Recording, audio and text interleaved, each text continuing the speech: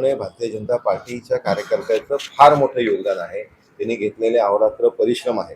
त्याच्यामुळे हे जे बॅनर आहेत हे खरं तर त्यांना क्रेडिट आहे आणि त्यांच्या क्रेडिटसाठीच हे बॅनर लागलेले आहे. ज्या पद्धतीनं जागा वाटपामध्ये ठाण्यामध्ये भाजपनं 2 पावलं मागे बरीच पावलं मागे घेतली, नंतर घेतलं 40 जागा. आपण म्हटलं होतं, खेळते म्हटलं की समाधानकारक जागा नाही आहेत, पण आता जो रिझल्ट आलेला आहे स्ट्राईक रेट आणि एकंदर या सगळ्या भाजपच्या कामगिरीवरती सत्तेत वाटा भाजपला मिळावा अशी, पण तो वाटा छोटा मोठा नाही तर मोठा मिळावा अशी भूमिका आहे.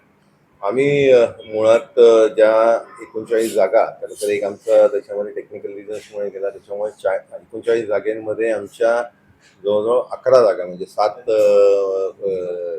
मुंबऱ्यामधल्या आणि 3 राबोडीमधल्या जागा आहेत. याच्या व्यतिरिक्त ज्या आम्ही 28 जागा लढलो त्या 28 जागांमध्ये 100% स्ट्राईक रेट हा आम्ही सगळ्यांनी भारतीय जनता पार्टीच्या कार्यकर्त्यांनी मेंटेन केला आणि ह्या भारतीय जनता पार्टीच्या कार्यकर्त्यांच्याच माध्यमाने खरं तर त्यांनी केलेली मेहनत याच्या माध्यमाने होऊ शकला.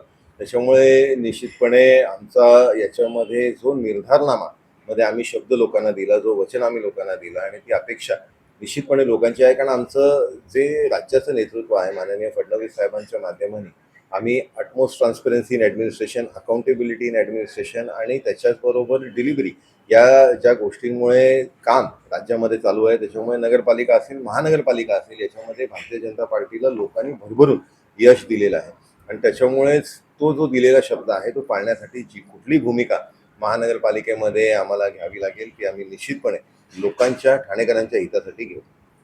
पदं सत्तेत आहे, विकास करायचा आहे, पदं पाहिजेत. कोणती पदं आपल्याला अपेक्षित आहेत आणि साधारणपणे किती वर्षांकरता? याच्यामध्ये खरं तर सन्मानपूर्वक जो आम्हाला याच्यामध्ये महानगरपालिकेमध्ये जो रोल असेल तो जर सत्तेमध्ये भेटत असेल तर ठीक आहे, नाही तर आमची भूमिका पहिलेपासूनच स्पष्ट आहे. आम्हाला अटमोस्ट ट्रान्सपरन्सी इन ॲडमिनिस्ट्रेशनच्या भूमिकेमध्ये जात असताना आम्हाला ज्या कुठल्या रोलमध्ये आमचे वरिष्ठ हे निर्णय घेतील, माननीय चव्हाणसाहेब आहेत, माननीय फडणवीस साहेब आहेत, हा जो निर्णय घेतील तो निश्चितपणे आम्हाला मान्य असेल. स्ट्राईक रेट पूर्ण आहे, 100% आहे. नंतर घेतलं, माघार घेतली. शिवसेने देखील इतके नगरसेवक निवडून आले. कुठेतरी भाजपचा हा एक मोठा विजय आहे. कारण त्यांच्या मागे देखील त्यांचे नगरसेवक आले. त्यामुळे 2 वर्ष महापौर पद भाजपला असावं अशी एक मागणी आता भाजपनं होताना दिसते ठाण्यामध्ये. आपली भूमिका?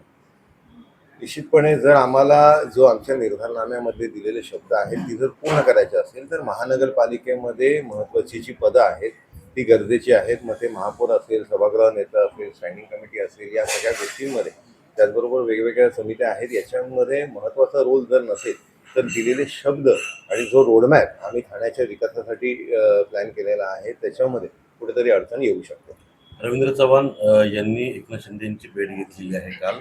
त्यामध्ये विशेष करून मुंबईबरोबर ठाण्याचा देखील विषय झाला आहे की ठाण्यामध्ये ज्या पद्धतीनं परत नंतर घेतला आणि सगळ्या गोष्टी केलेल्या आहेत, त्यामुळे महापौर पद जे आहे हे हे आम्हाला किमान 2 वर्ष द्यावं अशी मागणी तिथं झाली अशी माहिती मिळालेली आहे.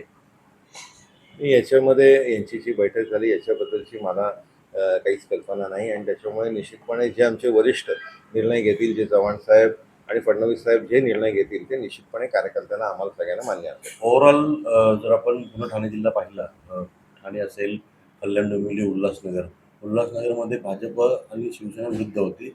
कल्याण डोंबिवली युती होती, ठाण्यामध्ये युती होती. भाजपचा 100% स्ट्राईक रेट 100 आहे. हे सगळे सिद्ध झाले, कारण का जवळपास सत्तेसाठी काही आकड्यांची जुळवणी बाकी आहे. पण मुंबईच्या ठिकाणी जर भाजप तडजोड करते तर मात्र ठाणे, कल्याण, डोंबिवली, उल्हासनगरमध्ये शिवसेनेला तडजोड करावी लागेल. महापौर पद, स्टँडिंग कमिटी पद आणि एक महत्त्वाची पद द्यावी लागतील अशी देखील मागणी होती. याच्यामध्ये सविस्तर आणि डिटेल्स खरं तर आपल्याला वरिष्ठ नेतृत्वाकडूनच भेटेल कारण याच्याबद्दलची मला काहीच कल्पना नाही.